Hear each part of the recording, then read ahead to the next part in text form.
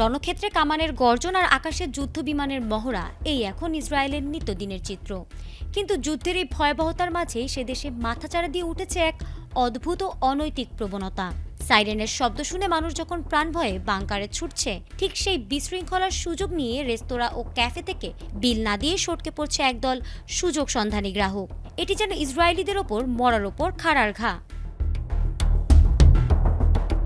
Tel Aviv সহ প্রধান শহরগুলোর রেস্তোরাঁ মালিকরা জানিয়েছেন, সাইরেন বাজা মাত্রই হুড়োহুড়ি শুরু হয়। এই সুযোগে অনেক কাস্টমার খাবার খেয়ে বা অর্ডার দিয়েও পেমেন্ট না করে পালিয়ে যাচ্ছে।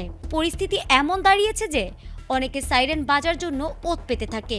ইসরায়েলি সংবাদ মাধ্যম চ্যানেল 13 এর প্রতিবেদনে এক ভুক্তভোগী ব্যবসায়ী আক্ষেপ করে বলেছেন, মানুষ এখন জীবন বাঁচানোর দোহাই দিয়ে অন্যের পকেট কাটছে।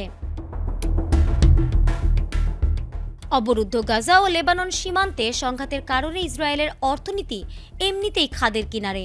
প্রায় 47% রেস্তোরাঁ ইতোমধ্যে বন্ধ হয়ে গেছে। যারা টিকে আছে তাদের আয় কমেছে অর্ধেকেরও বেশি। এর মধ্যে এই বিল ফাঁকি কালচার ক্ষুদ্র ব্যবসায়ীদের পিঠ দেয়ালে ঠেকিয়ে দিয়েছে। ক্ষতি সামলাতে এখন অনেক ক্যাফে মালিক খাবার পরিবেশনের আগেই অ্যাডভান্স পেমেন্ট বা অগ্রিম টাকা নেওয়ার কথা ভাবছেন। প্রবাদে আছে, কারো পৌষ মাস কারো সর্বনাশ।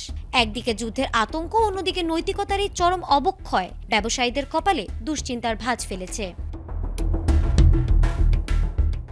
ফারহানা হক, এটিএন বাংলা।